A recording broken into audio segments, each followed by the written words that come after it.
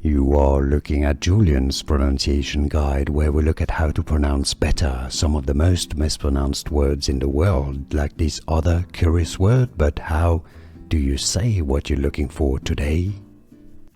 Let's learn how to pronounce these words once and for all in English. This is French for a fireman. This is singular, but if you want to say fireman with the plural, you just add an S at the end, but it's going to be silent, so it's going to be the same pronunciation. The pronunciation in French is pompier.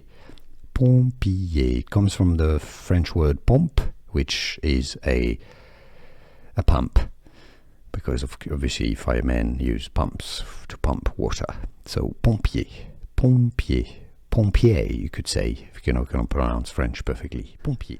Here are more videos on how to pronounce more confusing words and names too many mispronounced. Like this video if you found it useful. I appreciate your support. I'll see you soon and thanks for watching.